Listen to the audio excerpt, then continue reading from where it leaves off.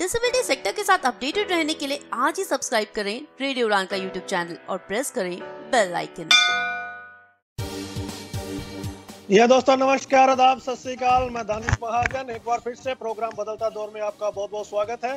Programme बदलता दौर रविवार हम अमूमन डिस्कस करते हैं डिसेबिलिटी से रिलेटेड तमाम इश्यूज पर। आज भी एक इश्यू पर हम बात करेंगे जो कि बहुत इम्पोर्टेंट है और इस पर बात करना बहुत जरूरी है। आज गुरु पूर्णिमा भी है। सबसे पहले बहुत बहुत शुभकामनाएं, आप सभी को बहुत बहुत बधाई। और आज हम टीचिंग से रिलेटेड बात कर रहे हैं तो और सार्थक हो जाता है ये टॉपिक। तो हमारे साथ एक वर्दी पैनल है, आइए सबसे पहले आपको मिलवाते हैं।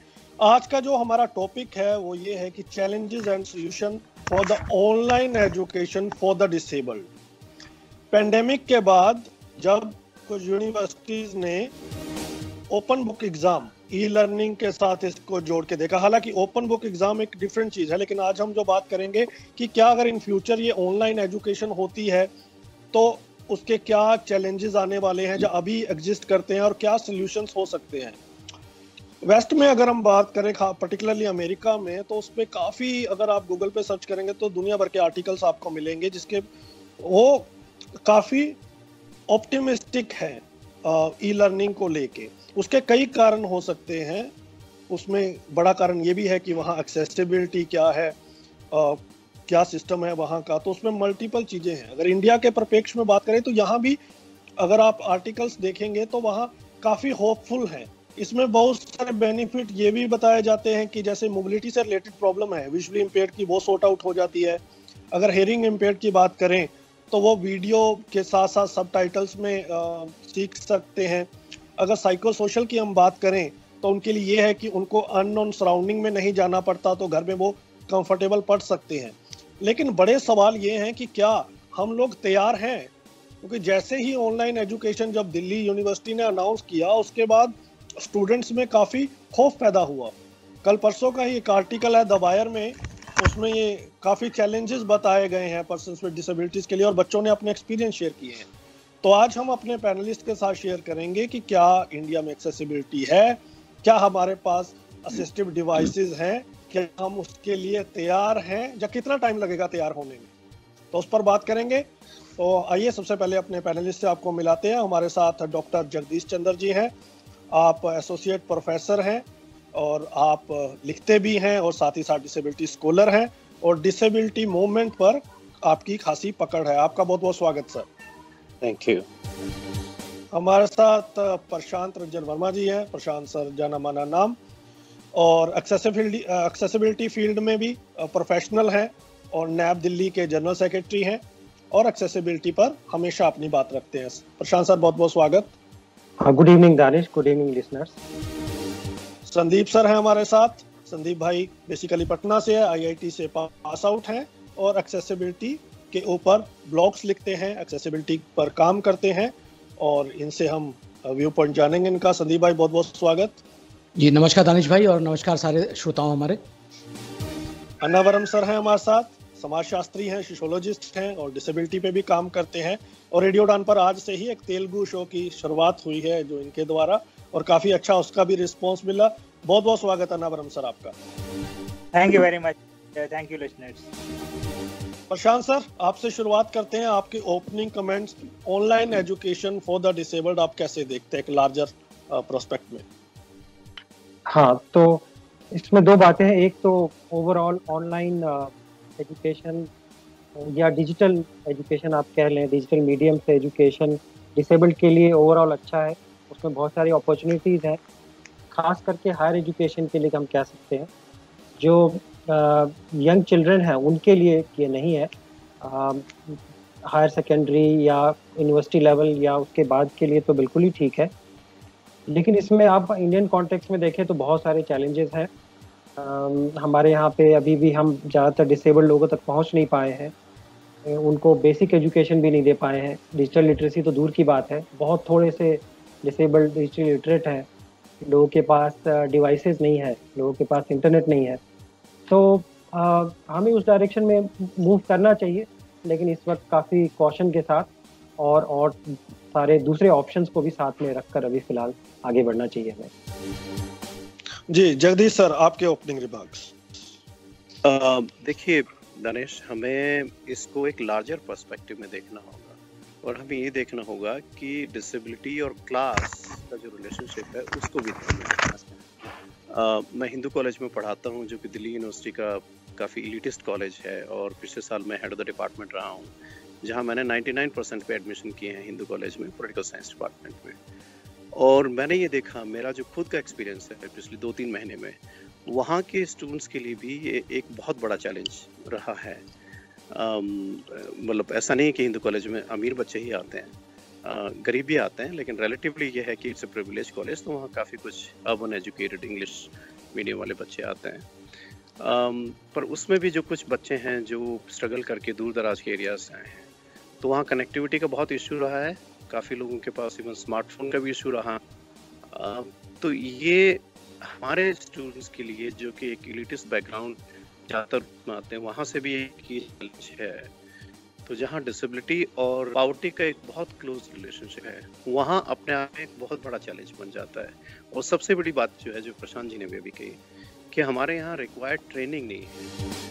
आप देखेंगे ज़्यादातर स्कूलों में, दिल्ली जैसी जगह में जो 2-3 अच्छे कॉलेज स्कूल्स हैं, ब्लाइंड स्कूल्स हैं, NAB हो गया, सक्षम का हो गया, उसके अलावा इवन जो अच्छे खासे पुराने स्कूल्स हैं, सरकारी स्कूल है, सेवा कुटीर दिल्ली में किंग्स पे कैम में एक स्कूल है, पॉपुलरली जिसको सेवा कुटीर के नाम से बोलते हैं, गवर्नमेंट बॉयज़ स्कूल है, वहाँ भी आप देखेंगे ज़्यादातर बच्चे आज कंप्यूटर पे उस लेवल के ट्रेन नहीं हैं कि वो अपना एग्ज़ाम दे पाएँ। एग्ज़ाम देना तो छोटा है कि आप जो दूर की बात कहिए, अपना एक्सेसिबल मटेरियल को भी पढ़ पाएँ।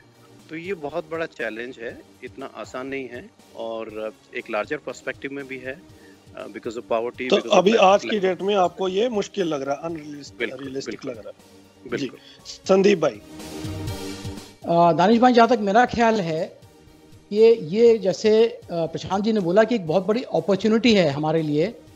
हालांकि हम इसको एक डिस्टेंट अपॉर्चुनिटी के रूप में देख सकते हैं, क्योंकि जैसे अभी हमारे दोनों सम्मानित वक्ताओं ने बोला कि अभी हम बहुत नेसेंट स्टेज में हैं।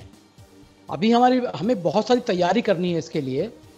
और यहाँ पर मैं एक जानकारी के लिए आप लोगों की बोलना चाहूँगा कि हम तो हिंदुस्तान की बात कर रहे हैं, लेकिन मैं भी आर्टिकल्स पढ़ रहा था, इवन यूनाइटेड किंगडम में, जो कि हर तरह से हमसे बहुत ज़्यादा एडवांस्ड है, वहाँ के स्टूडेंट्स ने भी अपनी यूनिवर्सिटी से अपनी फीस वापस मांगी है, क्योंकि वो सेटिस्फाइड नहीं है इस ऑनलाइन एजुकेशन से। उनके हिसाब से उनको they are not getting the bang for their buck. इसके अलावा जो मैं दूसरा चैलेंज देखता हूँ कि जो हम एक सोशल इंक्लूजन की बात करते हैं अपने डिसेबल्ड लोगों की, तो अगर जब ऑनलाइन एजुकेशन की बात आ जाती है तो शायद वो सोशल इंक्लूजन होने में हमें शायद और थोड़ी दिक्कत आने वाली है, क्योंकि हम एक दूसरे से अलग रहकर ही ये पढ़ाई करेंगे, तो जो एक दूसरे से मिलना जुलना और थोड़ा मिश्रण है लोगों के बीच में, वो और कम हो जाएगा। जी, इम्पोर्टेंट वन। अनावरम सर। देखिए जी, it is one thing to say it is a great challenge, the other one to say it is an opportunity, but I would say it is a compulsion. Whether we like it or not, this is going to be a new reality. Not only for us, I believe in the days to come, the university is already getting ready to offer at least 30 to 50% of their courses online, completely online, and 30% of every course online. It means that the attempt is to reduce the physical contact as less as possible. Now, the fact is, we cannot run behind. So, I think it may be a challenge, but we have to get ready. If not now, at any time. When exactly? So, I think I'm sure in the initially we may have some hiccups, but we have to. For example, I just comes out of my head. When FYUP system was introduced in the University of Delhi some years ago, and there was the same challenge. People said, how do you make a visually impaired study mathematics? And of course, people started searching for solutions. The system finally didn't take off. That's a different story. But initially, we tend to face these problems. Whether we like it or not, we have to get it. Right. आइए सबसे पहले challenges की बात करते हैं, फिर हम इसकी पॉजिटिव साइड की भी बात करेंगे, फिर ओवरऑल आपका कंक्लूजन, आपके क्लोजिंग कमेंट लेंगे। प्रशांत सर, सबसे पहले हम बात करते हैं जो मोटे मोटे इश्यूज हमारे सामने हैं, एक इंडिया एक बहुत बड़ी कंट्री है, डाइवर्स कंट्री है, बहुत सारे लोग रूरल एरिया से आते हैं। सर ने तो अपने कॉलेज की भी एग्जांपल दी, द हिंदू की। अब पॉइंट इसमें बहुत सारे लोगों के पास पहली बात तो डिवाइसेस ही नहीं है, असिस्टिव डिवाइसेस ही नहीं है। दूसरा पॉइंट है, बहुत जगह पे आज की डेट में इंडिया में इंटरनेट फ्लैक्चुअलिटी है, जहाँ इंटरनेट की अवेलेबिलिटी नहीं है।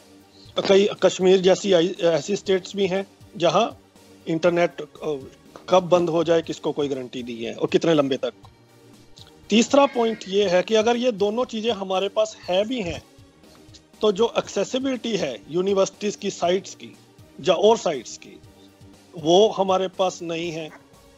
चौथा, जो मटेरियल है, एक्सेसिबल मटेरियल, उसकी हमारे पास दिक्कत है। तो ये चारों चीजों पर मैं आप सभी के व्यू पॉइंट चाहूंगा। आप इन चारों चीजों को कैसे देखते हैं, क्योंकि ये बड़े इशू है। एक्सेसिबिलिटी आपके हाथ में नहीं है, आप डिवाइस ले सकते हो, इंटरनेट लगा सकते हो, but accessibility is not in your hand. Prashant sir. हाँ जी, बिल्कुल। तो देखिए, इन जनरल डिजिटाइजेशन डिसेबल लोगों के लिए अच्छी चीज़ है। जैसे हम डिसेबल लोगों के लिए काम करते हैं, उनके लिए टेक्नोलॉजी फील्ड में काम करते हैं, एक्सेसिबिलिटी फील्ड में काम करते हैं, तो देश का डिजिटाइजेशन की तरफ बढ़ना आमतौर से हम अच्छा मानते हैं। क्योंकि अगर कोई, मान लीजिए जैसे कोई एक जानकारी है, एक नॉलेज है, वो एक प्रिंट बुक में किसी लाइब्रेरी में रखी है, तो उसको विजुअली इम्पेयर्ड के लिए या लो विजन या दूसरे डिसेबल के लिए एक्सेसिबल बनाना काफ़ी चैलेंजिंग है एज़ कम्पेयर टू अगर वो इंफॉर्मेशन, वो जो किताब में जो नॉलेज है वो एक ई बुक के तौर पे कहीं पे है, तो फिर भी संभावनाएं हैं और काफ़ी चांसेस हैं कि थोड़ी आसानी से या जल्दी उसको ऑडियो बुक में या ब्रेल बुक में या कैप्शनिंग के साथ वीडियो में उसको कन्वर्ट किया जा सकता है। तो ये बात तो है, और इस वजह से इन जनरल तो डिजिटाइजेशन को अपोज नहीं करना चाहिए, उसको प्रमोट करना चाहिए। लेकिन साथ साथ जो बहुत बड़ी बात आपने कही कि एक्सेसिबिलिटी की बात, कि डिजिटाइजेशन हमें चाहिए, लेकिन हमें चाहिए गाइडलाइंस को फॉलो करते हुए और एक्सेसिबिलिटी पूरी कंप्लायंस के साथ। अदरवाइज एक बहुत ज़्यादा बड़ा रिस्क है कि जो डिसेबल्ड हैं वो डिजिटल लिटरेट हो भी जाएं और उसके बावजूद भी उनको एक्सेस ना मिले। तो जैसे वो हैव और हैव नॉट्स वाली चीज़ होती है, उस तरह का एक सिनेरियो बन जाता है। तो हमारे केस में, इंडिया के केस में भी अवेयरनेस काफ़ी कम रही है रिगार्डिंग डिसेबल लोगों की जो नीड्स हैं उसको लेकर के, और डिजिटल सिस्टम्स वो यूज़ कर सकते हैं, यानी कि कंप्यूटर और मोबाइल फ़ोन ऐप्स, ऐसा डेवलपर कम्युनिटी के बीच में अवेयरनेस बहुत कम है। हमारे यहाँ पे लीगल ऑब्लिगेशन भी अभी भी लगभग नहीं सा है या बहुत कम है। तो इसकी वजह से कंप्लायंस इतनी कम है, तो गवर्नमेंटल या कई यूनिवर्सिटीज़ ने कई ऑनलाइन लाइब्रेरीज बनाई, तो वो भी इनएक्सेसिबल है। हज़ारों किताबें तो हैं, लेकिन वो स्क्रीन रीडर से या ऐसी असिस्टिव टेक्नोलॉजी से नहीं पढ़े जा सकते। ऐसे ही जो कई सारे ऑनलाइन लर्निंग मीडियम्स होते हैं, LMS वगैरह, लर्निंग मैनेजमेंट सिस्टम्स वगैरह, उनकी भी एक्सेसिबिलिटी वैसे तो वर्ल्ड वाइड ही काफ़ी अभी इनिशियल स्टेज में है, और इंडिया में तो खैर बहुत ही इनिशियल स्टेज में है या बेसिक स्टेज में है। तो ये डिफ़िकल्टीज बिल्कुल हैं, बहुत ज़्यादा डिफ़िकल्टी है, लेकिन हमें उस डायरेक्शन में मूव करना चाहिए। हमें अवेयरनेस बढ़ाने की कोशिश करना चाहिए। कहीं पे अगर हम लीगली इन्फोर्स कर सकें, कंप्लाइंट करवा सकें यूनिवर्सिटीज़ वगैरह से, तो उस पर भी हमें कोशिश करनी चाहिए। तो अभी जो RPD एक्ट वगैरह में कुछ प्रोविजंस आए हैं, उसका फ़ायदा उठाकर इस डायरेक्शन में मूव करने की ज़रूरत है। और डिसेबल्ड लोग जिनके पास नहीं है, उनको डिवाइसेस दिलवानी है, उस डायरेक्शन मूव करना है। उल्टा डायरेक्शन ठीक नहीं रहेगा कि क्योंकि नहीं है तो हम डिजिटाइजेशन की तरफ ना बढ़ें, वो तो ठीक नहीं है, बल्कि ऑप्शन भी नहीं है आज के टाइम में। जैसा आजकल टाइम चल रहा है कि और कोई ऑप्शन भी नहीं है, सब सर्विसेज डिजिटाइजेशन के थ्रू ही, डिजिटल मीडियम्स के थ्रू ही प्रोवाइड करनी ही पड़ेंगी। तो हमें मूव करना है दूसरे डायरेक्शन में कि कंप्लायंस बढ़ानी है, और जहां तक हो सके लोगों को डिवाइसेस पहुंचाना है और ट्रेनिंग दिलवाना है। एग्जैक्टली। जी जगदीश सर, आपके व्यू पॉइंट। जी मैं इनफैक्ट प्रशांत जी से पूरी तरह सहमत हूँ, और जैसे अनावरम जी ने भी कहा, एक्चुअली सच पूछें तो अब हमारे पास चॉइस नहीं है। हालांकि मैंने शुरू में ओपनिंग रिमार्क्स में ये कहा कि हम लोग इसके लिए अभी तैयार नहीं हैं, और लेकिन हमारे पास चॉइस नहीं है। इसको मैं समराइज करूं तो मैं कहूँगा कि बेसिकली 3 लेवल पे चैलेंज। पहला चैलेंज है डिजिटल लिटरेसी पे, दूसरा चैलेंज है एग्जिस्टिंग इंफ्रास्ट्रक्चर पे, और तीसरा जो है ये एक्सेसिबिलिटी वाला इशू को लेके, और चौथा चैलेंज है लैक ऑफ बेसिकली उससे जो फर्स्ट रिलेटेड है कि सफिशिएंट ट्रेनिंग का। तो अब देखिए, लेकिन उसके बावजूद भी हमारे पास चॉइस नहीं है। और जहाँ तक एक्सेसिबल प्लेटफॉर्म्स की बात है, ये तो मेरा जो खासतौर पे एक्सपीरियंस रहा, खासतौर पे एज ए टीचर मैं देखता हूँ, तो जैसे जूम हो गया, गूगल मीट हो गया, माइक्रोसॉफ्ट टीम हो गया, ये सब काफ़ी हद तक एक्सेसिबल है हम लोगों के लिए। और ये मतलब I am very much pro technology, इसमें कोई शक नहीं है। Technology has been a blessing for everyone in the world, लेकिन नेत्रहीन लोगों के लिए तो ये एक बहुत बड़ा ब्लेसिंग रहा है। किसी ज़माने में जब हम एक लाइन अपने आप नहीं लिख सकते थे, आज आप खुद यदि ट्रेंड हैं तो अपना असाइनमेंट खुद टाइप कर सकते हैं।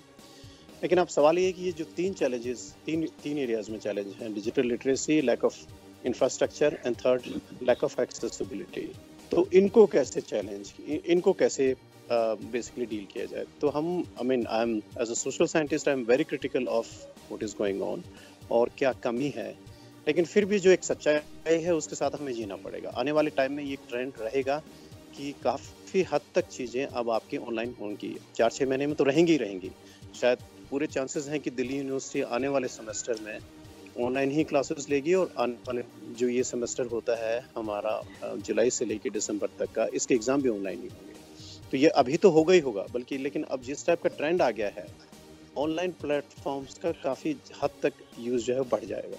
और मैं कहता हूँ हमारे लिए एक बहुत बड़ी ब्लेसिंग है नेत्रहीन लोगों के लिए, यदि हम टेक्नोलॉजी का प्रॉपर यूज़ अपनी पढ़ाई लिखाई के लिए कर पाते हैं। तो नेचुरली हमें फोकस यही करना पड़ेगा कि पूरा एक डिमांड इस चीज़ पे गवर्नमेंट से करनी पड़ेगी कि there should be maximum resource allocation, जिससे कि ये जो 3 चैलेंजेस हैं, digital literacy, lack of infrastructure and lack of accessible material, इनको हम जो है कैसे मीट आउट करें। राइट।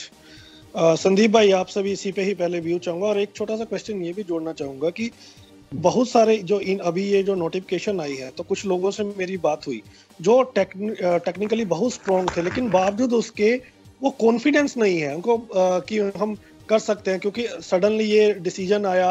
और जब कुछ लोग हैं तो वो लेवल प्लेइंग फील्ड नहीं मानते कि भाई हम दे दें और बाकी डिसेबल्ड मना कर रहे हैं, तो हो सकता है बीच में नेट चला जाए या कुछ हो जाए, तो उसकी कॉन्फिडेंस भी नहीं है। तो इसको कैसे बूस्ट अप करना है?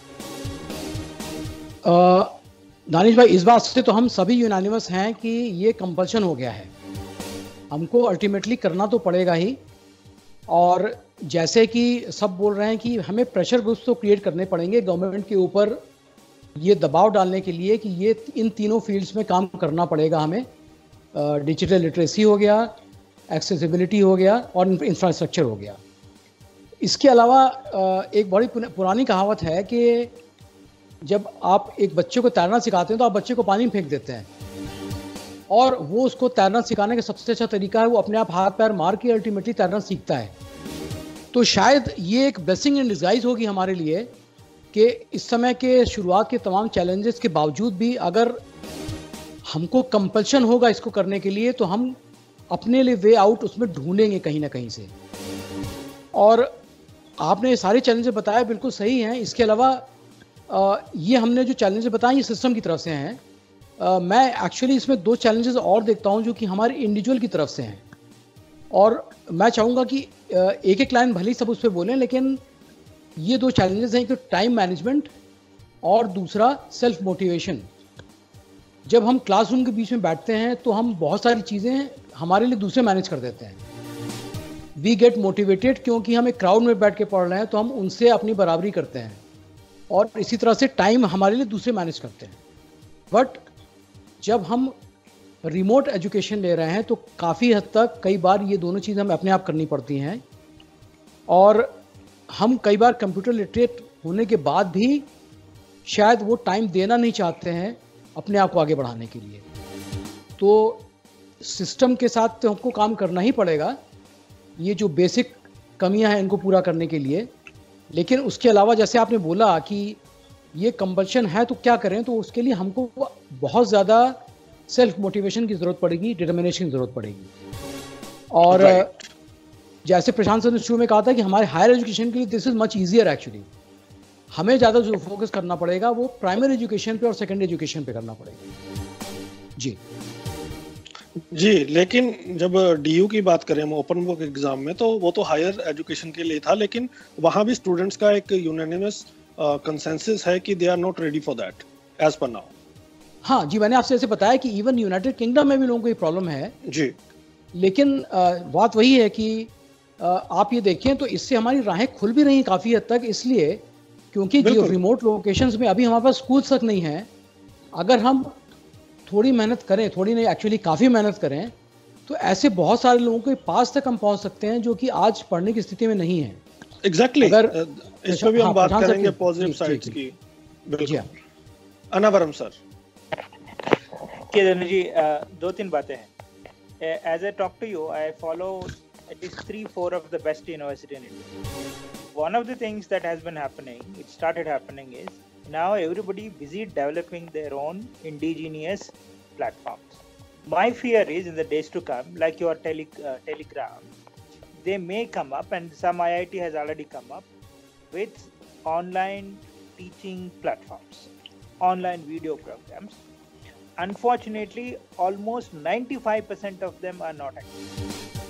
जो जगदीश सर ने कह रहा था, जो गूगल, जूम और स्काइप जो हम इतना कंफर्टेबल है उसके ऊपर, but the indigenous developed softwares are absolutely, because the reason is they don't bother about testing it accessibly.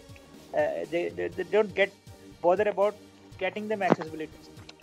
This is the problem. One of the things that we have to do is to in fact press upon it, that any design you make for the software development, or even for that matter hardware development, accessibility should be first priority.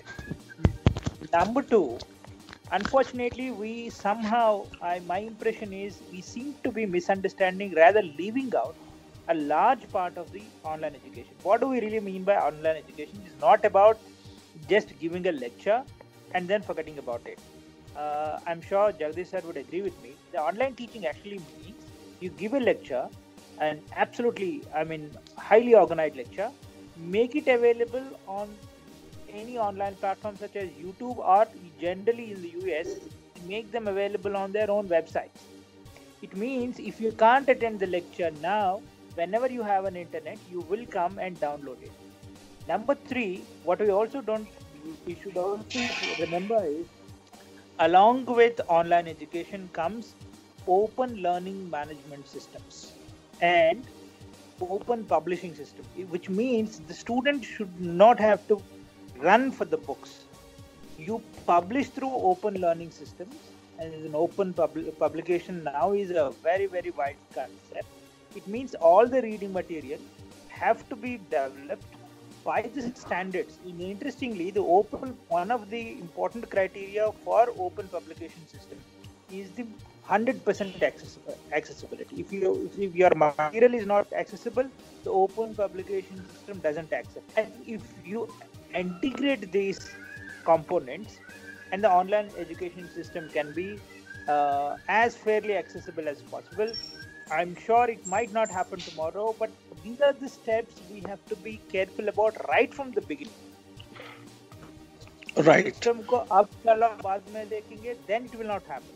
That is right. इसके ऊपर भी आएंगे, पहले positive side थोड़ी और बात कर लेते हैं इसकी। प्रशांत सर, कई आर्टिकल्स में ऐसा मैंने पढ़ा है कि जहाँ ऑनलाइन लर्निंग हुई है, ऑनलाइन टीचिंग शुरू हुई है, ऑनलाइन ई लर्निंग जहाँ हुई है, वहाँ डिसेबल्ड को एक इक्वल लेवल प्लेइंग फील्ड मिली है। उनके लिए जो चाहे वो ब्लैक बोर्ड पे लिखने की बात हो, या फ्लेक्सिबिलिटी हो, जैसे अनावरम सर ने कहा कि आप कभी भी सुन सकते हो इसको, अपने कन्वीनियंट एटमॉस्फेयर में सुन सकते हैं, आप अपने घर में कंफर्टेबल रूम बना सकते हैं स्टडी के लिए, और जैसे मैंने बिगनिंग में बात की कि सबटाइटल के साथ सुन सकते हैं। इवन फॉर द टीचर्स, जो डिसेबल्ड प्रोफेसर या टीचर्स हैं, उनके लिए भी एक मोबिलिटी का प्रॉब्लम जो दूर हो जाता है, ट्रांसपोर्टेशन चार्जेस बचते हैं। तो काफ़ी चीज़ों को अंडरलाइन की है। आपको लगता है कि अगर ऐसा एक्सेसिबल हो जाता है सिस्टम, लेकिन इसमें एक दिक्कत हाईलाइट की है संदीप भाई ने, सोशल एक्सक्लूजन की, जो सोशल इंक्लूजन की हम बात कर रहे हैं, तो आपको क्या लगता है कि क्या लेवल प्लेइंग फील्ड मिलती है हमें इक्वल अगर ऑनलाइन चीजें हो जाती हैं तो? हाँ बिल्कुल, और बहुत ज़्यादा पॉसिबिलिटीज बढ़ जाती हैं। तो जगदीश जी कह रहे थे कि अगर डिजिटल सिस्टम्स जब नहीं थे तो जैसे विजुअली इम्पेयर्ड लोग थे उनके पास रीडिंग मटेरियल बहुत कम था, केवल वही जो थोड़े से ऑडियो बुक्स, ब्रेल बुक्स वगैरह उनको बनाकर दिए जाते थे। अब जब वो डिजिटली लिटरेट हो गए हैं, इंटरनेट का एक्सेस उनके पास आ गया है और बहुत सारी ऑनलाइन लाइब्रेरीज का एक्सेस आ गया है, तो अब अपने उम्र के किसी दूसरे पर्सन की तरह उनके पास भी अब पूरा जो नॉलेज का जो भंडार है वो पूरा खुल गया है।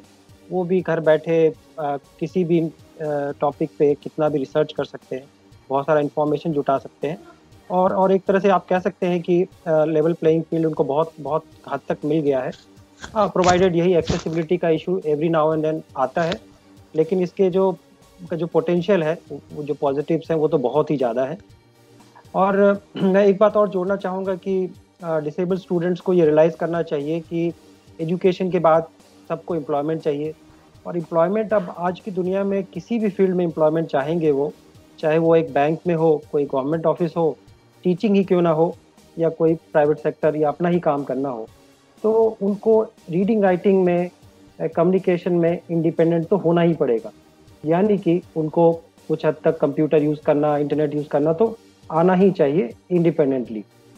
तो उसकी तैयारी अगर उन्हें उनका मौका मिले तो एज अर्ली एज पॉसिबल अपने एजुकेशन के दौरान शुरू करनी चाहिए, उसको रेजिस्ट नहीं करना चाहिए। हाँ, मेरी सबसे सहानुभूति है जिनके पास ये मौके नहीं मिल रहे या उनके पास कोई इकोनॉमिक वजह से वो इसको अप्रोच नहीं कर पा रहे, वो उसको नहीं मिल पा रहा।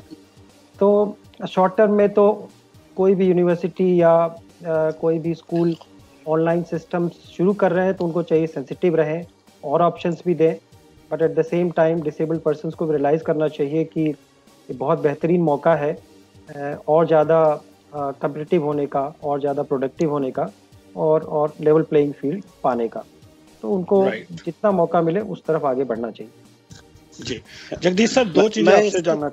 हाँ, आप इसी को कंटिन्यू करना, साथ में मैं एक सवाल ऐड कर देता हूँ, आप अपनी बात रखना, साथ में मेरी बात का भी जवाब दे देना। जब हम बात करते हैं ओवरऑल ई लर्निंग की, तो कई रीजनल लैंग्वेजेस भी हैं जिसके आज भी टीटीएस अवेलेबल नहीं है। संस्कृत है, तो हमें ओवरऑल सारी चीज़ों को देखना है कि सारे लोग हिंदी या इंग्लिश नहीं पढ़ते हैं, उसके कई मैथमेटिक्स के भी टेक्निक्स बहुत ज़्यादा डेवलप नहीं हुई हैं, और रीजनल लैंग्वेज में तो बहुत ज़्यादा इशू हैं, चाहे वो पंजाबी हो, फिर संस्कृत के भी इशू हैं। तो इन चीज़ों को कैसे कोप अप करना है, और आप अपनी बात रखें जी। देखिए, एक तो पहली बात तो ये कि हम लोग ये दो मुद्दों को अलग रखें। ऑनलाइन एजुकेशन एक अलग मुद्दा है और एक्सेसिबिलिटी एक अलग मुद्दा है। मतलब दे आर ऑल्सो रिलेटेड, लेकिन they are not synonymous with each other. I think we should not confuse.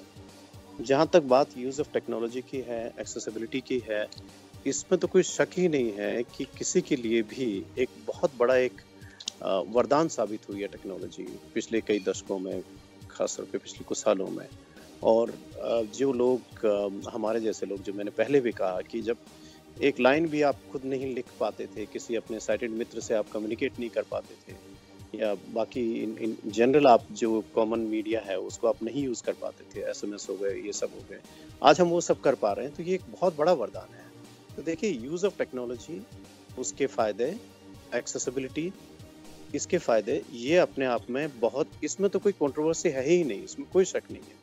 और मैं आई am very much pro technology, और मैंने यही जब शुरू में कहा था कि ये तो खैर अब तो कंपल्सन होने जा रहा है, कोई चॉइस नहीं है। और ना भी होता तब भी मैं कहता हूँ ये, क्योंकि एक नेत्रहीन व्यक्ति के लिए तो एक रिक्वायरमेंट हो गई है कि वो, उसको बेसिक लेवल का डिजिटल लिटरेसी होना बहुत ज़रूरी है। यदि उसको पढ़ाई लिखाई अपनी ठीक से करनी है, अपना जॉब उसको स्मूथली करना है, तो computer, I mean digital literacy, English, ये सब आज की लाइफ लाइन है किसी भी टाइप के जॉब के करने के लिए। आपकी रीजनल लैंग्वेज वाले में मानता हूँ। तो इसको I think we need to be very clear about कि यूज़ ऑफ टेक्नोलॉजी, एक्सेसिबिलिटी और ऑनलाइन एजुकेशन को हम मिक्सअप ना करें। ऑनलाइन एजुकेशन के फ़ायदे या नुकसान है वो एक अलग मुद्दा है, लेकिन एक्सेसिबिलिटी और digital literacy, use of technology, उसके अपने अलग फ़ायदे हैं। तो इसमें तो कोई कंट्रोवर्सी ही नहीं है कि हमें टेक्नोलॉजी का जो उपयोग है उसका कोई मुकाबला ही नहीं है, और वो तो एक नेसेसिटी है आई थिंक। अब वो सवाल अलग है कि हम ऑनलाइन एजुकेशन पे जाएं ना जाएं, वो एक अलग मुद्दा है, बट ऑनलाइन एजुकेशन ना भी हो तब भी हमारे लिए टेक्नोलॉजी एक बहुत बड़ा वरदान है, जो कि हमें बिल्कुल उसका भरपूर उपयोग करना चाहिए। नहीं सर, पर उसमें तो कोई डिस्प्यूट है ही नहीं ना, हम तो ऑनलाइन की बात कर रहे हैं। लेकिन हम लोग जिस ढंग से अभी बात हो रही है उससे कई बार ये लग रहा है कि हम लोग ऑनलाइन एजुकेशन और टेक्नोलॉजी और एक्सेसिबिलिटी को मिला के वो सही बोल रहे हैं जी। We need to be very clear about this, right. Okay, अब बात आ जाती है रीजनल लैंग्वेज। देखिए, ये चैलेंजेस हैं, और चैलेंजेस इसलिए हैं क्योंकि हमारा अभी तक जो डेवलपमेंट का प्रोसेस रहा है दुनिया में वो यूरो सेंट्रिक रहा है। आप देखते हैं जो भी इवन स्क्रीन रीडिंग सॉफ्टवेयर हैं वहाँ पर स्पेनिश में जो है पहले आ गया, जर्मन में आ गया, फ्रेंच में आ गया, हिंदी में बहुत बाद में आया, जैसे जॉस की यदि आप बात करते हैं। तो ये एक्चुअली अभी तक जो डेवलपमेंट रहा है वो आपका अमेरिका सेंट्रिक रहा है, यूरो सेंट्रिक रहा है। लकीली अभी एनवीडिए जैसे अपने आप में बहुत बड़ा एग्जांपल है, और काफ़ी प्रशांत हो गए अपने तमाम और मित्र हैं जो लोग इंडिजिनस टेक्नोलॉजी पे काम कर रहे हैं। तो अब उस पर हम काम कर रहे हैं, और ये बहुत ज़रूरी है कि जब हम, वैसे तो हम स्वदेशी की बात करते हैं, हर चीज़ में इंडिजिनस टेक्नोलॉजी की बात करते हैं, लेकिन इस फील्ड में जहाँ की सबसे ज़्यादा ज़रूरत है डिसेबिलिटी फील्ड में, क्योंकि because there is a very close relationship between poverty and disability. आज जितना भी लिटरेचर एक्सेसिबल फॉर्मेट में अवेलेबल है वो इंग्लिश में ज़्यादा 90% आई वुड से शायद इंग्लिश में, जबकि मुश्किल से 10% भी लोग नहीं होंगे हिंदुस्तान में जो इंग्लिश मीडियम में पढ़ते हैं।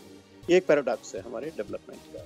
तो आई थिंक ये भी हमें एक जो गाइडलाइन हमें रखनी है कि आप जो रिसोर्स एलोकेशन कर रहे हो उसमें से कितना रिसोर्स एलोकेशन है जो कि इंडिजिनस डेवलपमेंट पे जा रहा है। R&D जब हम बात करते हैं रिसर्च एंड डेवलपमेंट की, तो उसमें से कितना रिसोर्स है जो कि प्राइमरली आपका फोकस है कम्प्लीटली ऑन इंडिजिनस डेवलपमेंट पे। तो ये भी हमें आई थिंक पॉलिसी लेवल पे भी इसको डिसाइड करना पड़ेगा, और एक अवेयरनेस भी जनरेट करनी पड़ेगी फंडर्स के बीच में, डोनर्स के बीच में, कॉर्पोरेट्स के बीच में, कि यदि आप कुछ फंडिंग भी कर रहे हैं तो उसको आप ये मेक श्योर कि आई थिंक यदि जो भी है आप उसका एक major chunk has to be taken care of in the Indian context. जैसे मैंने कहा कि एक बहुत बड़ा पैराडॉक्स है कि इंग्लिश मीडियम जो लिटरेचर है ज़्यादातर आजकल आपका एक्सेसिबल फॉर्मेट वो इंग्लिश मीडियम में अवेलेबल है, जबकि मुश्किल से 5% भी लोग नहीं होंगे पूरे हिंदुस्तान में, मैं दावे के साथ कह सकता हूँ, जो कि इंग्लिश मीडियम में पढ़ते होंगे, डिसेबल लोग खासतौर पर। राइट, बिल्कुल। संदीप भाई, जब भी ऐसे चैलेंजेस आते हैं तो हम फोकस करते हैं स्किल डेवलपमेंट पे। स्किल डेवलपमेंट इन जनरल भी चल रहा है, इससे कोई दो राय नहीं है, लेकिन इस टाइम पर हम वोकल हो जाते हैं। जैसे नैब दिल्ली ने, हमेशा मैं जिक्र करता हूं कि इनिशिएटिव लिया कि बच्चों को शुरू से ही एजुकेशन दी जाएगी कंप्यूटर बेस्ड जी। तो लेकिन आज भी जो मॉडल है नैब दिल्ली का बहुत ज्यादा जगह पे फॉलो नहीं किया जा रहा आज भी, जबकि सब इस बात से कोई डिस्प्यूट नहीं करता कि technology need of the hour है। तो क्या आपको लगता है कि इस कैसे हम, जो हमारी ऑर्गेनाइजेशंस हैं, जो इंडिविजुअल जो कैपेसिटी बिल्डिंग में काम कर रहे हैं, they must take it very seriously. तो हमें अभी नहीं तो आने वाले 2-4 सालों के लिए टारगेट होना चाहिए कि we need to do that, we need to follow this. बिल्कुल सही कह रहे हैं दानिश भाई, और मैं इसका जवाब देने से पहले आपको एक पॉजिटिव चीज़ बताना चाहूँगा। वो पॉजिटिव चीज़ ये है कि अभी कुछ दिनों पहले मैं पढ़ रहा था तो हिंदुस्तान में इस समय करीब 50 करोड़ इंटरनेट यूज़र हैं, और आपको जानकर शायद आश्चर्य भी होगा और खुशी भी होगी कि इन 50 करोड़ में अभी करीब 27 करोड़ जो हैं वो गाँव में हो गए हैं। मतलब इस समय सिटी बेस्ड इंटरनेट यूज़र से कहीं ज़्यादा हमारे जो इंटरनेट यूज़र हैं वो गाँव में हो गए हैं। ये एक बहुत बड़ी अपॉर्चुनिटी है हमारे पास कंप्यूटर एजुकेशन और ऑनलाइन एजुकेशन के लिए। मैं बोलूँगा कंप्यूटर लिटरेसी, क्योंकि आजकल काफ़ी हद तक मोबाइल हाथ में लेके आप ऑलमोस्ट हर चीज़ इस्तेमाल कर सकते हैं, सीख सकते हैं। तो क्योंकि गांवों के लोग अब हाथों में फ़ोन लेके चल रहे हैं और इंटरनेट लेके चल रहे हैं, हमारे पास ये बहुत बड़ी अपॉर्चुनिटी है कि इसको हम गंवाएं नहीं और फोकस हम सही जगह पे करें कि एक्चुअली उनको हमें किस तरह से एजुकेट करना है। जो आपने बोला ना कि ये हमें टारगेट लेके चलना पड़ेगा कि अगर हमारी पॉपुलेशन है तो उस पॉपुलेशन में इतने को हम इतने समय के अंदर कंप्यूटर लिटरेट करेंगे। और ये सिर्फ सरकार की जिम्मेदारी नहीं है, जैसे NAB जैसी जो जिम्मेदार संस्थाएं हैं जो कि बहुत अच्छा काम कर रही हैं, उनको भी थोड़ा सा मेरे ख्याल से पार्टनरशिप्स करनी चाहिए मुझे लगता है, और इस तरह की छोटी छोटी संस्थाओं से जो कि और हमारे रिमोट एरियाज में जा सकें और एक पूरा दायरा बढ़ाएं हमारा कंप्यूटर लिटरेसी का, डिजिटल लिटरेसी का, जिससे कि आने वाले समय में ऑनलाइन एजुकेशन एक रियल पॉसिबिलिटी बन के उभरे। जैसा जगदीश सर ने कहा, मैं उसकी इस चीज़ को बिल्कुल मानता हूँ कि accessibility is a different issue. और हम अभी हमारी स्थिति कितनी भी खराब हो, लेकिन हमको ये ज़रूर मानना पड़ेगा कि आज से 10 साल पहले की तुलना में आज हम बहुत अच्छी स्थिति में हैं ऑलरेडी, और बहुत सारी चीज़ें आज मैं ऐसी कर सकता हूँ बिना किसी की मदद के, जो कि मैं 10 साल पहले शायद सोचने लगा था कि मैं कभी कर ही नहीं सकता। आज हम इवन अपने आप घर बैठ के कोई भी चीज़ ऑर्डर कर सकते हैं, हम इवन कैब्स बुला सकते हैं, हम ये सारी चीज़ें कर रहे हैं। कभी कभी ठीक है इंटरनेट बैंकिंग में भी दिक्कत होती है, बट काफ़ी हद तक वो भी एक्सेसिबल है। और इन सभी सुविधाओं को देखते हुए अगर हम राइट फोकस करें और राइट प्रेशर ग्रुप्स हमारे जो सही जगह पर जाकर अपना काम करें, तो मुझे लगता है कि आगे आने वाला समय हमारे लिए काफ़ी रोजी हो सकता है। चैलेंजेस जैसे शुरू में हमने कहा कि चैलेंजेस हैं, लेकिन किसी भी चैलेंज से जब तक हम पार नहीं पाएंगे तब तक हम नेक्स्ट जनरेशन में पहुंच भी नहीं सकते हैं। तो मेरा ये मानना है कि बहुत ही अच्छा इनिशिएटिव है और शाही कंपल्शन ही है हमारे लिए, but this is a golden opportunity for future. Right. अनवरब सर, अगर हम असिस्टिव डिवाइसेस की बात करें, जो ये भी एक बड़ा इशू है, इवन इन जर्नल हम देख रहे हैं कि नॉन डिसेबल्ड बच्चे सुसाइड कमिट कर रहे हैं, उनको डर हम पीछे ना रह जाए, उनके पास स्मार्टफोन नहीं है, आए दिन खबरें आ रही हैं, कई जगह की ये आर्टिकल हाईलाइट हुए हैं इन दिनों में। गवर्नमेंट ये कहती है कि उन्होंने रिकॉर्ड बनाया है ये असिस्टिव डिवाइसेस को डिस्ट्रीब्यूट करने का, करोड़ों लोगों तक उन्होंने पहुंचाया है। एडिप स्कीम चल रही है स्टूडेंट्स के लिए, जिसमें उनको स्मार्टफोन वगैरह प्रोवाइड करवाए जाते हैं। Saksham time to time subsidize schemes लाती हैं। इस गैप को पूरा करने के लिए हम ये भी कह सकते हैं कि टेक्नोलॉजी आजकल अफोर्डेबल भी है। वो टाइम गया जब अफोर्डेबल नहीं थी। हो सकता है कई लोगों के लिए आज भी वो आउट ऑफ कॉन्टेक्स्ट हो जाए, आउट ऑफ पॉकेट हो। तो इस चीज को हम लोग मिलके कैसे सॉल्व आउट कर सकते हैं? देखिए, because we are talking about online education, so let me be specific about it. आप जानते हैं when the ADIP scheme was started, it used to be only for a cane or some old classic devices. When the scheme was revised, I believe in 2012, as Prashant ji would be able to tell us better, they included a lot of devices. If I remember correctly, now you have almost 80 plus devices. All of them are called assistive devices. In it, for example, you have a keyboard, and you have a pocket keyboard, you have a calculator. You call them assistive devices. Each time what's really happening is you give them a pocket keyboard or a pocket reader, and you set a record saying we have distributed this many number of assistive devices. The problem is, for a visually impaired student studying in a university or a college, an Angel Pocket Reader in itself is not enough. It is important. It is important for you to record. So I think we are somehow quite lacking in providing need-based assistive devices, particularly in higher education. What I really suggest is, when somebody joins in your university, the university should conduct an assessment of what assistive devices he or she exactly needs. For example, अगर आप संस्कृत में join होंगे, maybe you don't need computer immediately, but you definitely need a recorder, come player. There's no doubt about it. But if you join something like a mathematics department or English literature department, where you have a writing task, all your materials are available in digitally accessible formats, you definitely need a laptop or a computer. Unfortunately, this assessment system has not been there in any part of the university, any university in India. I think what we really can and should do, if we really have to bridge this gap, as you're rightly suggesting, is to in fact conduct this need-based assessment when the student joins, right? The first day of a student joining the university. And this way, you don't have to have a massive exercise. It can happen at a local level, at a university level, at a college level. And interestingly, it is possible in this scheme, if you follow this, to mobilize resources at a local level, maybe with the help of a government, state government, or multinational companies working in that location. And there will be optimal use of resources.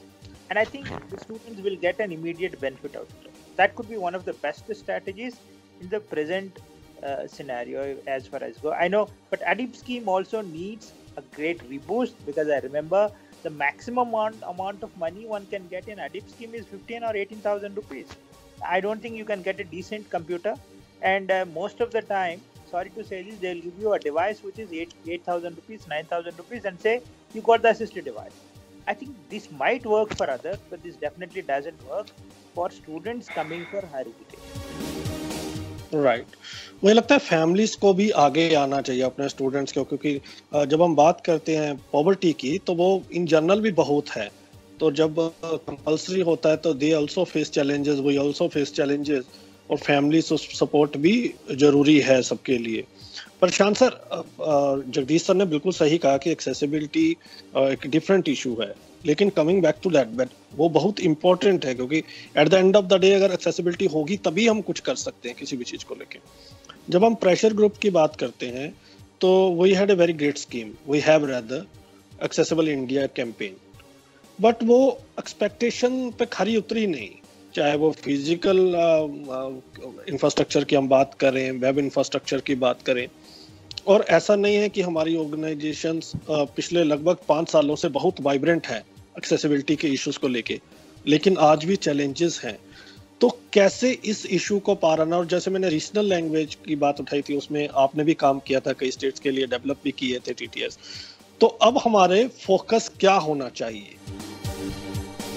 हाँ जी, तो accessibility तो देखिए मुझे लगता है कि तभी आ पाएगी जब हम थोड़ा उसको लीगली कंपलसरी बनाएंगे, या कम से कम कुछ एग्जाम्पल सेट करेंगे कि कुछ कंपनीज ने या कुछ गवर्नमेंट इंस्टीट्यूशंस ने अगर एक्सेसिबिलिटी फॉलो नहीं की तो कोर्ट्स ने उनको कम से कम फाइन किया या कुछ प्रेशर डाला या उनको फोर्स किया कि भाई आप करो। क्योंकि जब तक ये वॉलंटरी रहेगा तब तक तो पूरा कंप्लायंस बहुत ही मुश्किल लग रहा है, वो नहीं हो पा रहा है। और जैसे एक्सेसिबल इंडिया कैंपेन के अंदर भी ये बात थी, उन्होंने बड़े टारगेट सेट किए थे, तो ऑब्वियसली वो पूरा नहीं हो पाया। उसका एक रीज़न ये भी था कि गवर्नमेंटल सिस्टम्स में इम्प्लीमेंट करने वाले जो कंपनीज उनको चाहिए, जो लोग चाहिए, एजेंसीज चाहिए, उनके लिए बहुत तरह के रिक्वायरमेंट्स होते हैं। उसमें फ़िलहाल एक्सेसिबिलिटी फील्ड में काम करने वाले इंडिविजुअल्स या NGOs फिट नहीं हो पाते, तो सही लोग उसमें चुने नहीं जाते उसको इम्प्लीमेंट करने के लिए, और इस वजह से काम स्लो भी होता है, कम होता है, अच्छा भी नहीं होता है। तो यही उसकी हालत रही है। और मैं आपको एक ओवरव्यू देता हूँ या कुछ रियलिस्टिक सिचुएशंस बताता हूँ थोड़ा ऑनलाइन सिस्टम के बारे में भी। तो जैसे आप ये समझे कि हमारे यानी भी दिल्ली की ही बात आप लोगों ने की, तो हमारे जो स्कूल गोइंग बच्चे हैं उनमें जो बड़े बच्चे हैं क्लास 6 ऑनवर्ड, हम सबको पर्सनल लैपटॉप लगभग सभी को दे पाए थे, और ट्रेनिंग तो ऑब्वियसली दी थी। तो अब इन लॉकडाउन के वक्त वो लोग जब घर जा चुके हैं अलग अलग स्टेट्स में, कोई झारखंड, कोई बिहार, कोई राजस्थान, तो उनमें से ज़्यादातर थैंकफुली अपने अपने स्कूलों के ऑनलाइन क्लासेस में पार्टिसिपेट कर पाए हैं। उनको थोड़ी कई बार मोबाइल से इंटरनेट की प्रॉब्लम आई, मोबाइल बिल की पेमेंट पे प्रॉब्लम आई, थोड़ी बहुत हमने उनकी मदद की, तो वो काम करीब चल गया है। कुछ बच्चों के पास स्मार्टफोन थे, उन्होंने भी करीब क्लास कर लिया है। अब लेकिन आप जैसे आप बात करें कि छोटे बच्चे जिनको अभी अल्फ़ाबेट सीखने थे, नंबर सीखने थे, शेप्स का कॉन्सेप्ट, ब्रेल सीखना था, तो इनके लिए आप समझ सकते हैं कि डायरेक्ट इन पर्सन टीचिंग के अलावा तो कोई अच्छा ऑप्शन है नहीं, ऑनलाइन एजुकेशन इनके लिए नहीं है। इसी तरह से मल्टी डिसेबल्ड बच्चे, डेफ ब्लाइंड बच्चे, इनके लिए कह सकते हैं कि अनफॉर्चुनेट समय चल रहा है और ऑनलाइन से ज़्यादा कुछ करने का ऑप्शन नहीं है। थोड़ा बहुत उनके पेरेंट के जरिए उनको इंगेज रखना, थोड़ा थोड़ा सा कुछ जानकारी देना, इतना तक ही संभव है, लेकिन इससे ज़्यादा संभव नहीं है। तो डिसेबल कम्युनिटी में ऐसे बहुत से ग्रुप्स हैं होंगे जिनके लिए शायद ऑनलाइन एजुकेशन अभी भी मतलब पूरी तरह से रियलिस्टिक नहीं है, उनके लिए वो ऑप्शन नहीं है। उनको अभी भी ज़्यादा स्पेशलाइज्ड और डायरेक्ट टीचिंग सपोर्ट हेल्प की ज़रूरत है। लेकिन बहुत सारे जो दूसरे ग्रुप्स हैं उनके लिए ये पॉसिबल है, ये अच्छा है, ये चलेगा।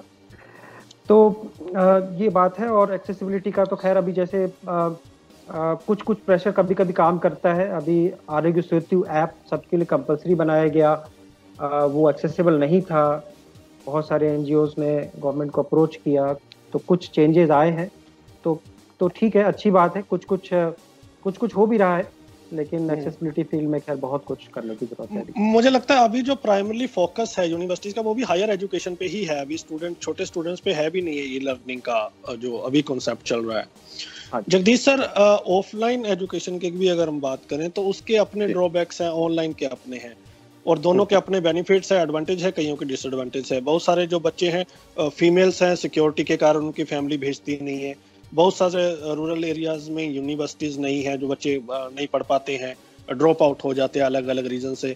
कईयों के पास पैसे नहीं होते, कईयों के पास हॉस्टल फैसिलिटी नहीं होती, कईयों के। तो क्या ये टाइम है साइमल्टेनियसली उन बच्चों के भी गैप को ब्रिज करने का कि पैरेलल ऑनलाइन एजुकेशन चैलेंजेस हैं, ऑल्टरनेटिव्स होने चाहिए, जैसे हम बात कर रहे हैं कई। तो आपको लगता है कि अगर ये सस्टेन करता, पेंडेमिक अगर ठीक हो जाता है, तो साइमल्टेनियसली एटलीस्ट हमें एक ऑप्शन मिली है कि इसके बारे में हम सोच सकते हैं और उस गैप को ब्रिज कर सकते हैं? जी नहीं, मैं बिल्कुल इस बात से डिसएग्री करता हूँ कि online education can be alternative to offline education. देखिए, ये तो एक मजबूरी की बात है जब हमारे पास आज की डेट में चॉइस नहीं है। तो टू मी सेइंग कि online education is alternative to offline education, just like saying कि आप सब बच्चों को जैसे स्कूल ऑफ ओपन लर्निंग है वहाँ से पढ़ा। I find online education pretty much a version of that only, और उसमें एक स्कूल ऑफ ओपन लर्निंग और ऑनलाइन एजुकेशन में मेरे को नहीं लगता है कि कोई एक क्वालिटेटिव डिफरेंस है, फंडामेंटल डिफरेंस है। मुझे लगता है कि online education basically school of open learning का ही एक प्रकार से एक दूसरा वर्जन है। तो देखिए, मेरे विचार में तो किसी भी रूप में online education is can not be an alternative to standard education जो सिस्टम हमारा उसमें है। ये तो एक बहुत मजबूरी वाली जो सिचुएशन है उसमें ठीक है, लेकिन इसको मैं बार बार पहले भी मैंने ये बात कही, इस चीज़ को हम एक्सेसिबिलिटी और ऑनलाइन एजुकेशन को कंबाइन ना करें। Even if you don't have online education, इसका मतलब ये नहीं है कि हमें एक्सेसिबिलिटी की ज़रूरत नहीं है। एक्सेसिबिलिटी की ज़रूरत चाहे ऑनलाइन एजुकेशन हो चाहे ऑफलाइन एजुकेशन हो, दोनों में उतनी ही इम्पोर्टेंट है। तो इसलिए एक्सेसिबल फॉर्मेट में मटेरियल अवेलेबल होना वो एक बेसिक नेसेसिटी है, चाहे आप ऑनलाइन एजुकेशन की बात करें चाहे ऑफलाइन की बात कर रहे हैं। लेकिन यदि आप ये कहें कि ऑनलाइन और ऑफलाइन के तौर पे यदि आपको यदि कहीं चूज़ करना हो, तो मैं कहूँगा कि बहुत रेयर सिचुएशन ऐसी होगी जहाँ कि आप you could prefer online as compared to offline. It's just as I said कि it's like talking about distance education. ऐसे तो आपका इग्नू से जो चल रहा है तो 30 साल से कोर्स चल रहा है, ये तो फिर तो कोई हमें इसमें टेंशन ही नहीं है। उस हिसाब से घर में बैठ के लोग पढ़ रहे हैं, खाली एग्जाम देने आ जाते हैं साल में एक बार। लेकिन वो ऐसे लोग थे जो लोग रेगुलर एजुकेशन के पार्ट नहीं हो पाए, या तो एडमिशन नहीं ले पाए या जॉब में थे, मतलब something they could not really afford to be a part of the standard education. तो मैं कहूँगा कि ऑनलाइन एजुकेशन एक मजबूरी का नाम है उस हिसाब से, लेकिन इसका मतलब ये नहीं है कि एक्सेसिबिलिटी वाला जो इशू है वो इम्पोर्टेंट नहीं है। अगेन आई एम सेइंग कि we are let's not mix up कि जो मटेरियल एक्सेसिबल है वो ऑनलाइन एजुकेशन से रिलेटेड है। एक्सेसिबल मटेरियल की रिक्वायरमेंट चाहे ऑनलाइन एजुकेशन हो चाहे ऑफलाइन एजुकेशन हो, दोनों। तो राइट, मुझे नहीं लगता है कि ऑनलाइन एजुकेशन एक ऑल्टरनेटिव है। और अभी जैसे संदीप जो बता रहे थे कि इवन यूके से बहुत लोगों ने अपनी फीस वापस मांगी कई ब्रिटिश यूनिवर्सिटीज से, और वो इसलिए उन्होंने कहा कि भाई यदि हमें ऑनलाइन ही पढ़ना है इंडिया में बैठ के, तो हमारे लिए तो ये तो फिर ऐसे तो हम यूट्यूब पे बैठे बैठे काफ़ी लेक्चर अटेंड कर लेते हैं। बेसिकली एजुकेशन का मतलब is just not really reading books, it's also growing up socially, personally, intellectually, in every sense of the term. और आप ऑनलाइन एजुकेशन कभी एक ऑल्टरनेटिव नहीं हो सकता है। ये तो इट्स जस्ट लाइक सेइंग कि आप जो है स्टैंडर्ड एजुकेशन सिस्टम को खत्म कर दें और आप एक लॉन्ग डिस्टेंस एजुकेशन सिस्टम को प्रमोट कर दें उसकी जगह। सही, बिल्कुल बिल्कुल, बहुत सही बात कह रहे हैं जगदीश जी। और जैसे टीचर की इम्पोर्टेंस कभी कम नहीं हो सकती है, मतलब, और टीचर एक मेंटर और खास करके एक ऐसा लर्निंग एनवायरनमेंट जहाँ आप पीयर्स से भी सीखते हैं, अपने साथियों से भी सीखते हैं, तो उसका बिल्कुल कोई अल्टरनेटिव नहीं है। वो जैसे जब हो सके हमें उस पर वापस जाना है। ऑनलाइन तो एक कॉम्प्लीमेंट्री चीज़ है, एक एडिशनल चीज़ है जो कई सर्कमस्टेंसेस में हेल्प करेगी। जहाँ तक हो सके लोग स्टैंडर्ड एजुकेशन लें, मेन स्ट्रीम में पढ़ें, और उनके पास एक ऑप्शन हो कि कुछ एडिशनल क्वालिफिकेशन, कुछ एडिशनल सीखना हो, या कुछ ऐसे बहुत रेयर केस हो जो नहीं किसी वजह से जा सकते स्कूल तक, उनके लिए भी पैरेलली चलता रहे। तो ये मैं इसी संदर्भ में आपको एक छोटा सा एग्जांपल दूं। देखिए दिल्ली यूनिवर्सिटी में जहां बात करें लगभग 80 से ज्यादा कॉलेज हैं वहां पर, लेकिन और सारे कॉलेजेस में एक ही सिलेबस पढ़ाया जाता है, सबका जो क्वेश्चन पेपर होता है वो कंबाइन होता है, डिग्री भी आपको यूनिवर्सिटी की मिलती है। फिर भी बच्चे क्यों चाहते हैं हिंदू स्टीफेंस या एलएसआर जैसे कॉलेज में एडमिशन हो? Because they have a lot to learn from their peers. एक अपना एक एटमॉस्फेयर होता है और उसको आप रिप्लेस नहीं कर सकते हैं किसी भी तौर पे। बिल्कुल, ये क्वेश्चन था, आपने सॉर्ट आउट किया। एक और क्वेश्चन है लिसनर का, संदीप जी, इनका ये पूछना है कि आपने सारी बातों पे बात की, लेकिन सबसे इम्पोर्टेंट चीज़ है सेंसिटाइजेशन। तो क्या हमारे यहाँ जो इकोसिस्टम है वो डिसेबल्ड फ्रेंडली है even for the online education?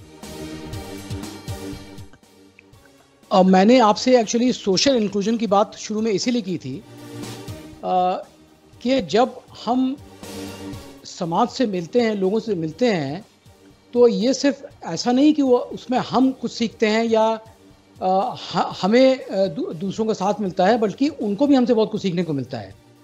मैं आपको बताऊं, मैं इधर थोड़े से लाइव सेशंस लेता हूं, तो मैं उसमें जनरली साइटेड लोगों के से ये इंटरेक्ट करने की कोशिश करता हूं कि क्या मिथ्स या मिसकंसेप्शंस हैं उनके डिसेबल्ड लोगों के लिए और इन जनरल और स्पेशली विजुअली इम्पेयर्ड लोगों के बारे में। और वो मिसकंसेप्शंस तब तक दूर नहीं हो सकते हैं जब तक कि दोनों एक दूसरे से बात नहीं करें। सेंसिटाइजेशन के लिए मैंने एक बार एक छोटा सा एक्सपेरिमेंट किया था, काफ़ी सारे स्टूडेंट्स थे वहाँ पे। तो मैंने उसमें एक बच्ची के आंखों पे पट्टी बांध के बोला कि भाई ये लो, ये नोट है, तुम इसको पहचानो कि ये कितने कितने के नोट हैं। सिमिलरली मैंने एक बच्चे का एक हाथ बांध दिया, उसका दूसरा हाथ से बोला कि अब ये लो, एक रिस्ट वॉच है, तुम इसको खोल के दिखाओ इससे, या बंद करके दिखाओ। तो ये सेंसिटाइजेशन तो एक बहुत इंपॉर्टेंट पार्ट है ही हमारी सोसाइटी के लिए, अल्टीमेटली डिसेबल्ड कम्युनिटी के इंक्लूजन के लिए, और उनमें जो प्रतिभा है, उनमें जो पोटेंशियल है, उसको ओवरऑल सोसाइटी के डेवलपमेंट के लिए यूज़ करने के लिए। क्योंकि स्टीफन हॉकिंग ने पहले बोला था कि ये एक इतना सोई हुई प्रतिभा है जिसको आज तक समाज ने कभी देखा ही नहीं है। और हम जानते हैं, क्योंकि हम सब एक दूसरे के संपर्क में हैं, तो हम जानते हैं कि हमारे बीच में कितने ज़्यादा प्रतिभाशाली लोग हैं, और अगर वो समाज के साथ कंधे से कंधा मिलाकर चलेंगे तो समाज को कहाँ ले जा सकते हैं। तो यही चीज़ मैं ऑनलाइन एजुकेशन के लिए बोलूँगा कि हमको वहाँ पे सबसे बड़ी प्रॉब्लम यही आने वाली है कि we are apart from each other. तो कैसे वो हमारे बारे में जानेंगे दूसरे कि हमारी क्या चैलेंजेस हैं, हमारी क्या स्पेशल नीड्स हैं, और हमारी क्या एस्पिरेशंस हैं एक्चुअली। तो ये एक बहुत बड़ा चैलेंज है जिसके बारे में हमें निश्चित सोचना पड़ेगा कि अगर ऑनलाइन एजुकेशन भी जहाँ जहाँ हो रही है और जहाँ भी आगे होनी है, तो वहाँ पे ये सेंसिटाइजेशन को both for the teachers and for the students, ये एक पार्ट ऑफ द सिलेबस होना चाहिए in fact, the sensitization towards the disabled people. जी हाँ, मैं थोड़ा सा इसमें और एक ये ऐड करना चाह रहा हूँ। देखिए, वंस अगेन हम रिसोर्स डेवलपमेंट को ऑनलाइन एजुकेशन से जोड़ना जरूरी नहीं है। मेकिंग रिसोर्सेज अवेलेबल ऑनलाइन अपने आप में एक अलग चीज़ है, और ऑनलाइन एजुकेशन के पैटर्न को अडॉप्ट करना एक अलग चीज़ है। तो इसमें कोई शक नहीं है कि जो भी कुछ रिसोर्सेज हमारे पास हैं, एक्सेसिबल फॉर्मेट में मटेरियल है, उसको यदि हम ऑनलाइन अवेलेबल करवा रहे हैं तो वो उसका एक वाइडर रीच है, जिसको कि आप नेशनल इंटरनेशनल लेवल पे आप अवेलेबल करवा रहे हैं। क्योंकि जो कि चीज़ यदि आप ऑफलाइन है यदि आप उसको आप एक इंस्टीट्यूशन लेवल पे ही करवा पा रहे हैं, तो रिसोर्सेज को डिजिटल फॉर्मेट में ऑनलाइन अवेलेबल कराना वो अपने आप में एक अलग चीज़ है और वो एक बहुत ज़रूरी चीज़ है, मैं कहता हूँ। लेकिन ऑनलाइन एजुकेशन का जो पैटर्न है, जो सिस्टम है, वो एक अलग चीज़ है। तो availability of resources on online is one thing and following the online education system is another thing. I'm very much for the first thing and not really for the second thing, unless जैसे कि प्रशांत जी कह रहे थे कि बहुत ही ऐसी situation आ जाए जहाँ कि आप ऑफलाइन एजुकेशन किसी वजह से वो जो भी एक स्टूडेंट है नहीं परसू कर पा रहा, नहीं कर सकता। राइट, चलिए अब सभी के पास 2-2 मिनट का टाइम है। आप क्लोजिंग कमेंट के साथ साथ ऑनलाइन एजुकेशन पे स्पेसिफिकली आप ऑनलाइन एजुकेशन आपके मायनों में क्या है और आप इसको कैसे लिसनर्स के साथ शेयर करना चाहेंगे? अनावरम सर, आपसे शुरुआत। I think the good ground we were able to talk about, but there are at least 2 or 3 things about the online education with reference to visually impaired. The first is it's true online education involves machines, it involves accessibility, but also I believe it also involves, we speak very less about it, but quite a lot of attitudinal change with reference to online learning. Because in the days to come, at least in the 8 or 9 months to come, until the vaccine is out, we are going to have this online education. How are we going to deal with it? A teacher standing in front of a machine or standing in front of a camera, and a student who is attending the classes. There's a huge ethical dilemma today. How is a student attending my class? Is she sleeping? Is she eating? Or is she... How attentive it is? Somebody made this point, I don't remember. It is also about managing yourself because you don't really have a control in a classroom situation. You can't do you can't behave the way you like because there's a particular discipline, right? But when it comes to online, that discipline is absolutely absent. You are to yourself. I think is very important. It might be true to others, but this is one important thing. Unless and until you are serious about it, it might lead to other kinds of problems. The accessibility, of course, has been covered, but I still want to emphasize the point I made during the course of the discussion that indigenous development of softwares and any other tools should make it a point to have accessibility component as an integral part. Because I am sure in the days to come, even the government of India is in a mood to promote indigenous tools, including indigenous online tools. But if they don't follow the accessibility part, I think we'll be missing wood for trees. Absolutely yes. क्योंकि e learning अगर है भी है तो accessibility और attitudinal को हम हटा के नहीं देख सकते हैं. We have to see everything all together. Prashant sir. हाँ जी, तो मेरा जो पॉइंट था कि जो डिसेबल्ड पर्सन्स हैं, स्टूडेंट्स हैं, यंगस्टर्स हैं, उनको डिजिटली लिटरेट बनाना है. इसके लिए इंस्टीट्यूशंस को, गवर्नमेंट को, सबको काम करना चाहिए क्योंकि वो उनके लिए इन जनरल बहुत ज़रूरी है. उससे वो इंडिपेंडेंट बन पाएंगे और ज़्यादा कैपेबल बनेंगे और आगे प्रोडक्टिव होंगे एम्प्लॉयमेंट वगैरह में. तो ये तो ज़रूरी है ही है. जहाँ तक स्कूल्स कॉलेज का अपने कोर्स को पूरी तरह ऑनलाइन करने का मामला है, तो ये जैसे अभी कंपल्शन है तो फिर कुछ कर नहीं सकते, लेकिन ये एक लॉन्ग टर्म चीज़ नहीं होनी चाहिए. जो फेस टू फेस टीचिंग है वो बहुत ज़रूरी है. वो जब हम सिस्टम पे वापस जा सके तो जाएं. ऑनलाइन कुछ सर्कमस्टांसेस में हेल्पफुल है, और जैसे आप एक पोस्ट ग्रेजुएशन लेवल पे या जॉब कर रहे हो तब आप कुछ एक्स्ट्रा पढ़ना सीखना चाहते हो, या कुछ ऐसे कि बहुत फिजिकली डिसेबल्ड हैं तो हम ट्रैवल नहीं कर सकते तो एजुकेशन अचीव कर लें, तो ये भी ज़रूरी है. उसके लिए रहना चाहिए, लेकिन वो एक only option, online education only option नहीं होना चाहिए. दूसरे ऑप्शंस ओपन रहने चाहिए. और एक्सेसिबिलिटी की तो हम तो बहुत प्रमोट करते ही रहते हैं. वो तो एकदम क्रिटिकल पार्ट है. और साथ ही साथ कई टेक्नोलॉजी गैप्स जो अनावरम कह रहे हैं उसको फुलफिल करना अभी भी बाकी है.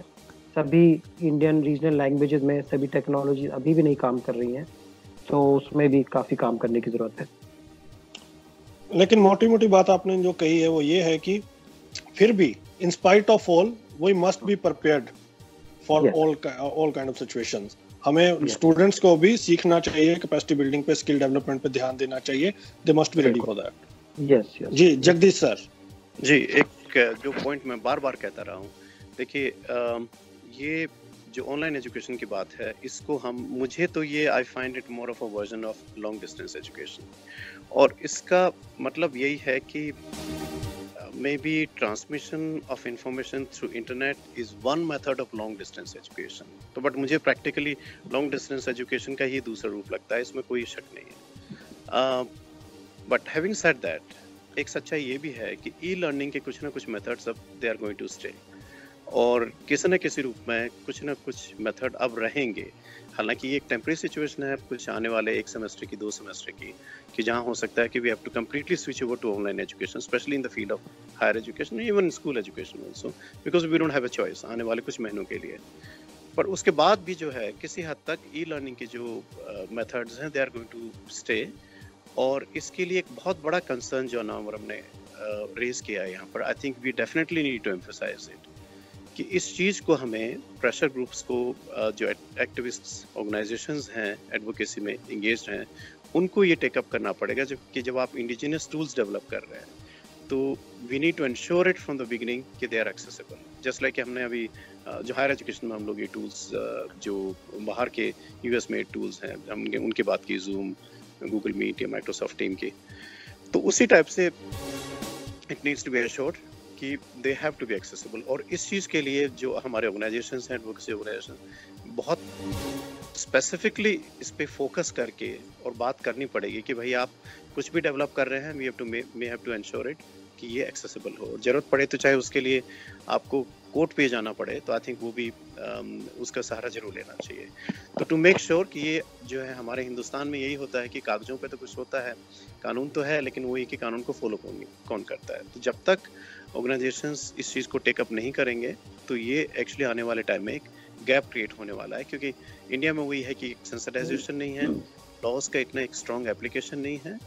तो ये बहुत ज़रूरी है कि हम लोग इस चीज़ को ध्यान रखें और इस चीज़ को लेके एडवोकेसी करें। और दूसरी बात, let's take it an opportunity very quickly, I would say कि डिस्पाइट द फैक्ट कि I am not very much in favour of online education, इस क्राइसिस को हम लोग we should also use it as an opportunity कि जो digital divide है disable लोगों के लिए, इसको ख़त्म करना बहुत ज़रूरी है। और इसके लिए ये ज़रूरी है कि राइट फ्रॉम फर्स्ट क्लास जितने भी ब्लाइंड स्कूल्स हैं वहाँ पर कंप्यूटर कंपलसरी किया जाए। और ये कहा जाए कि बहुत सारे स्कूल्स हैं जिनको एक ग्रांट मिलती है सरकार से, I think this could be even a rider कि आपको ये ग्रांट नहीं मिलेगी if you are not providing digital literacy right from the beginning. I think this are very quickly short में ये पॉइंट्स। जी बिल्कुल सही। और बहुत सारे कोर्सेज में प्रैक्टिकल चीजें भी होती है which is not possible online. तो सारे एस्पेक्ट आएंगे जब ये पॉलिसी बनेगी, तमाम चीजें होंगी। और एक बात और भी है कि बहुत सारे जो डिसेबिलिटी से रिलेटेड हमारे स्टेक होल्डर्स या गवर्नमेंट ऑफिशियल्स हैं वो भी इस शो को सुनते हैं, तो होपफुली काफी चीजें इस डिस्कशन से निकल के जाएंगी उनके पास भी। जी संदीप भाई।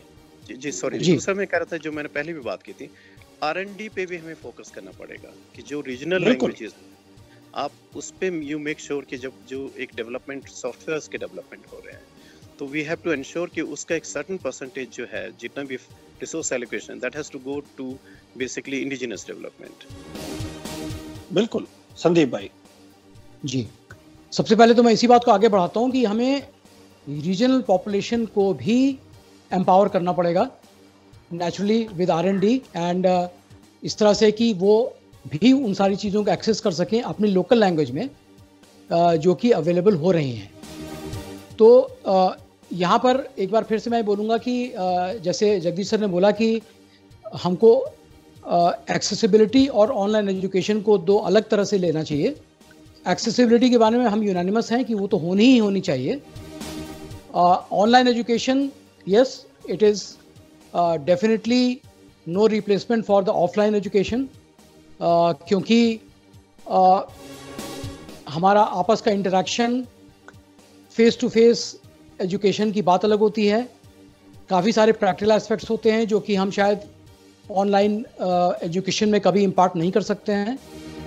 और इसके साथ अगर ऑनलाइन एजुकेशन जहाँ तक कंपल्शन है, जो बहुत ज़रूरी चीज़ मेरे हिसाब से है कि एक इंटरेक्शन बढ़ना चाहिए टीचिंग स्टाफ और स्टूडेंट्स के बीच में, जिससे कि स्टूडेंट्स को कभी ये ना लगे कि अगर मैं अपने क्लास में बैठ के सो भी रहा हूँ तो इट डजंट मैटर।